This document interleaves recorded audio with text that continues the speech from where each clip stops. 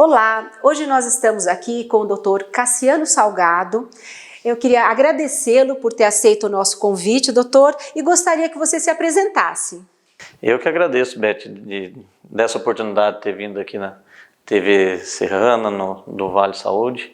E meu nome é Cassiano Salgado, eu sou cirurgião geral e cirurgião do aparelho digestivo. Já faz que eu voltei aqui para Avaré faz mais de 10 anos, acho que 11 anos, se eu não me engano. Sim.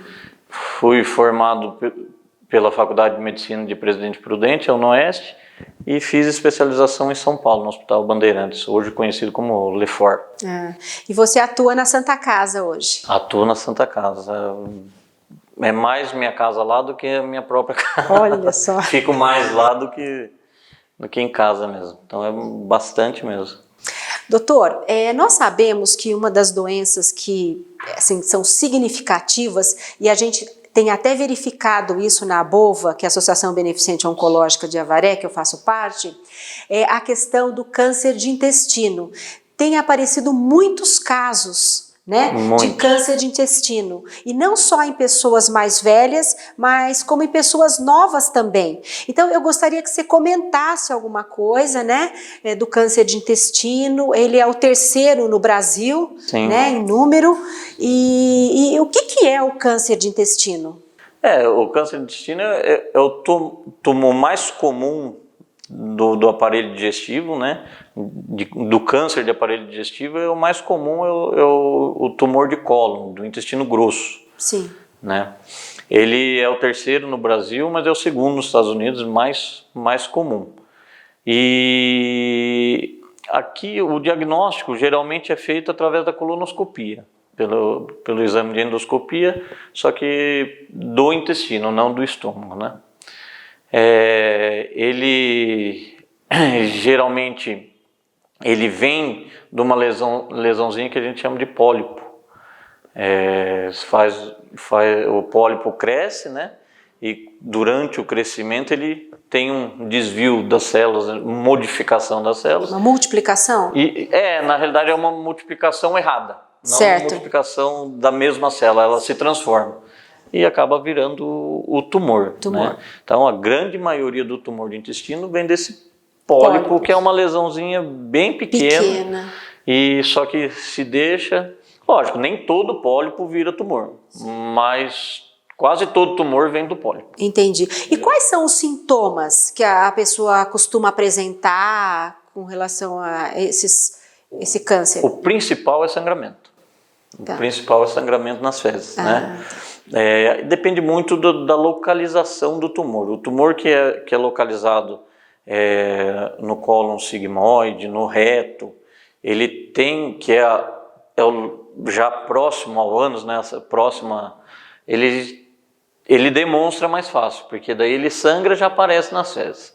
O tumor que é lá no começo do intestino grosso, sim, às vezes ele sangra pouquinho, mas não chega como sangramento nas fezes. Então, ele já chega com umas fezes mais escuras, tudo, às vezes a pessoa demora para perceber essa mudança. Entendeu? E aí esse diagnóstico é feito um exame de fezes, pesquisa de sangue nas fezes? Nas fezes. Também é um dos exames também que pode ajudar no diagnóstico. Tá. Mas veio positivo, é colonoscopia, tem que fazer, porque a colonoscopia, como estava falando que o pólipo é o precursor do tumor, quando você faz uma colonoscopia que ainda é pólipo, o próprio exame já tira esse pólipo. Então, aquele pólipo ali não vai ser mais câncer. Não vai virar um câncer, digamos assim. Então, na verdade, o diagnóstico precoce, ele é muito importante. É o principal. Né? E além dessa questão das fezes escurecidas, por exemplo, a pessoa sente dor, algum desconforto, quais são os outros sintomas? Então, isso daí depende muito do grau. Avanço. Infelizmente, a grande maioria, principalmente no SUS, né, no Sistema Único de Saúde, a grande maioria acaba descobrindo o tumor já numa cirurgia de urgência. Porque o tumor cresce tanto que acaba obstruindo o intestino. né? Mas um sintoma que é bem característico no tumor de intestino é a mudança do hábito intestinal. Aquela paciente, aquela pessoa que sempre teve regradinho, daqui a pouco começa a ter constipação, e daí dá um pouco, tem diarreia, depois tem constipação. Essa mudança do hábito intestinal é bem característica também do tumor de cólon, do intestino grosso. E aí a pessoa precisa realmente procurar um profissional e não ficar deixando, né, doutor? Porque às vezes a pessoa acha assim, alguma coisa que eu comi que não fez bem hoje, amanhã, e acaba tomando às vezes um medicamento por conta, né? Isso. E aí isso vai protelando, melhora um pouco, depois volta. Então essa questão aí é importante, né? Muito importante. Assim, como todo câncer, todo tumor, o diagnóstico precoce é o que vai levar a cura, digamos assim. A chance maior de cura, isso, né? E também um tratamento um pouco mais leve, digamos assim. Isso, né? Às vezes você detectando ele, uma que se você fizer precoce, você já vai prevenir. Sim. No caso do tumor de intestino específico, dificilmente não vai conseguir tirar um pólipo já para cortar o mal pela raiz, entendeu? Mas quando você diagnostica, já tem um tumor que não está tão avançado, você consegue, às vezes, só com a cirurgia ser curativa, não precisar de químio, rádio, né? Então, o precoce é o diagnóstico fundamental, precoce, né? Eu falo câncer, assim, né? Que o corpo da gente, ele dá alguns sinais, né? Nenhuma doença é assim, do nada. Alguma alteração, algum sintoma, o corpo da gente vai dando sinais, né? No caso do câncer de intestino, o funcionamento do intestino, a questão das fezes, diarreia. E dor também, né? Da cólica também, né? Quando começa a ter cólica que sai um pouco do cotidiano, você tem que estranhar, né? Não pode achar normal. Pode não ser nada? Pode, mas tem que verificar. Tem que ver, exatamente. Né? Então, para isso que a gente bate tanto na tecla de fazer os exames periódicos, principalmente quem já tem caso de parente próximo, como pai e mãe, que a gente leva mais em consideração, que tem passado de tumor, né? Entendi. E então, doutor, por exemplo, quando tem alguém na família, né, pai ou mãe ou irmão, alguma coisa assim, qual que é a orientação? A partir de que idade que deve estar procurando o profissional para fazer uns exames preventivos, digamos assim, uma colonoscopia? Qual que é a orientação que vocês passam nesse sentido? Então, se você for ver o pé da letra, a gente tem que levar em consideração a idade que o pai ou a mãe descobriu o tumor, ou foi operado, ou foi assim. Quando é acima de 60 anos, a gente começa a fazer a triagem tanto para homem, para mulher, como eu gosto de orientar com 50 anos no mínimo já. A partir de 50 anos começar a fazer a colonoscopia periódica. Fez uma, não deu nada, não tem pólipo, não tem nada, você vai repetir com 4, 5 anos. Entendi. Deu um pólipo, mas veio benigno, sem grau de atipia, sem chance de virar tumor aqui lá, você vai 2, 3 anos, aí você vai pesando. Depende do resultado da colonoscopia. Depende. E aí quem tem familiar que teve o câncer mais cedo, o tumor mais cedo, antes dos 50, aí a gente já orienta um pouco antes da idade que o familiar teve, né? Vamos supor, ele teve com 50 anos, você começa com 40 já fazer os exames periódicos, né? Mas a maioria acima dos 50. Acima dos 50. Que é a partir de 50 que fica aí mais comum. Aí você faria uma vez por ano, ou cada 2 anos, dependendo do caso, do resultado da primeira colonoscopia. Isso, né? E se por exemplo, um familiar teve um outro tipo de câncer, que não o do intestino, e procura você com 50 anos tal, a orientação é a mesma ou só no caso do câncer de intestino? A mesma. A mesma também. Mas daí, quando você não tem histórico de tumor de intestino diretamente, aí a gente pode até começar essa triagem com 60 anos, entendeu?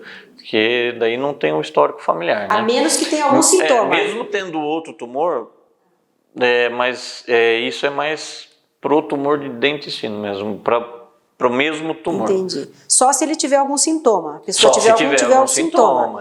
Aí precisa... Pode ser sangramento, dor, emagrecimento, que é outro fator também, que é bom ficar alerta, importante, né? Também, E aí sim, aí você segue já quanto antes. Entendi. Bom, fez o diagnóstico.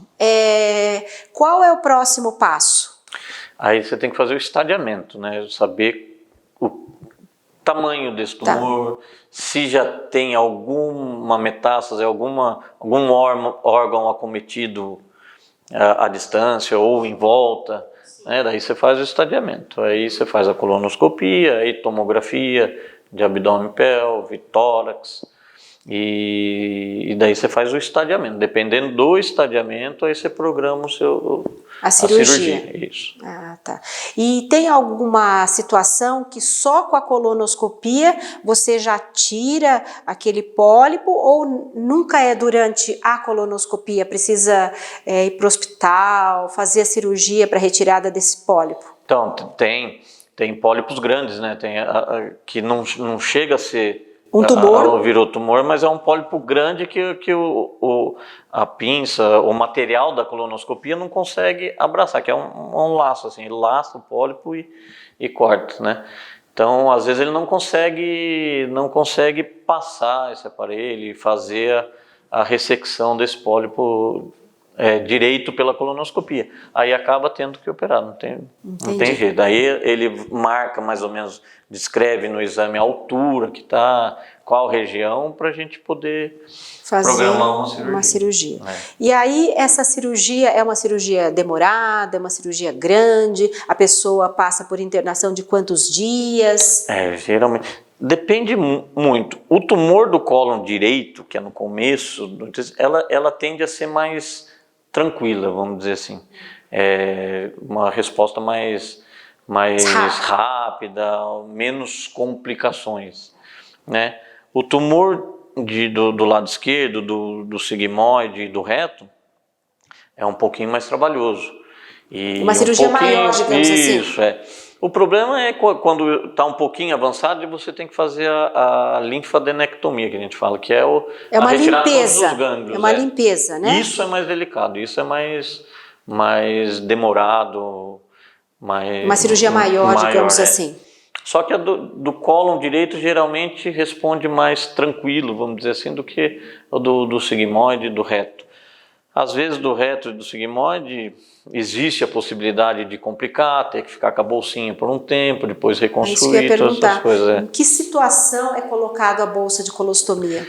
Geralmente é mais nas cirurgias de urgência, porque daí não está preparado, geralmente tem contaminação junto, aí a segurança nossa é a bolsinha. É a bolsa. Aí você faz todo o tratamento, se precisar fazer químio, rádio, teve alta, acabou, aí a gente vai pensar em fazer a reconstrução de novo. E quanto tempo depois que a pessoa acabou o tratamento de químio, de rádio, é que pode fazer essa reconstrução? Olha, pode 3 meses. Depois do que finalizou o tratamento. Mas eu gosto de esperar o máximo que puder para o abdômen voltar ao normal, entendeu? Conseguir quanto mais voltar ao normal e ter uma cirurgia menos complicada. Uma cirurgia mais tranquila, não ter complicação. Essa cirurgia de reconstrução, ela já é um pouco mais chata, né? Ela é mais delicada. Mais delicadinha. Entendi.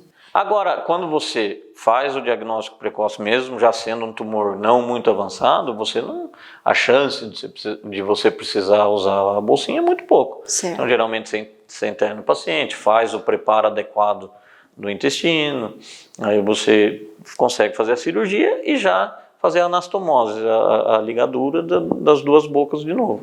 Entendeu? Mas aí é um paciente... Agora, na urgência, a gente não tem isso daí.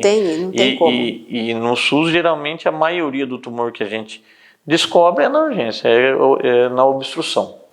A pessoa acaba banalizando um pouco alguns sintomas, né? Demora para procurar. A gente vê muito isso quando a pessoa procura a bova, fala, mas quanto tempo você estava sentindo?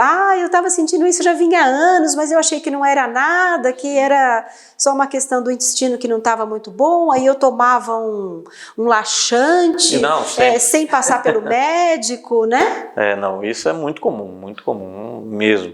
E de passar tempo, você vai ver, faz 2 anos que está com sintoma já, só que daí na hora que você chega na cirurgia, já, às vezes não tem o que fazer. A gente faz uma cirurgia higiênica, mas sabe que o prognóstico ali é muito ruim, mesmo com químio, rádio, tudo. Pessoal, nós estamos chegando ao final do nosso primeiro bloco e eu gostaria que vocês ficassem atentos a essas questões que o doutor levantou aqui. A questão da prevenção, a questão de você fazer um diagnóstico, procurar um profissional para fazer um diagnóstico precoce, isso é muito importante para o tratamento e até muitas vezes para a cura de um câncer de intestino ou outro tipo de câncer. Então, procurar o profissional, ficar alerta a tudo que o corpo da gente, ele mostra, ele dá sinais, isso é muito importante. Muito obrigada.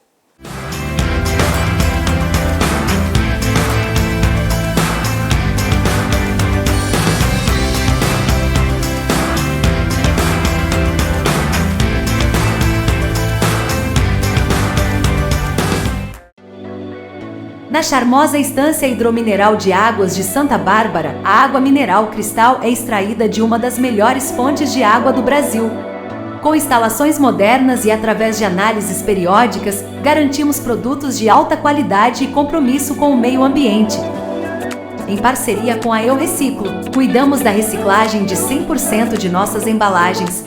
Água mineral Cristal, a certeza de um produto puro, leve e natural.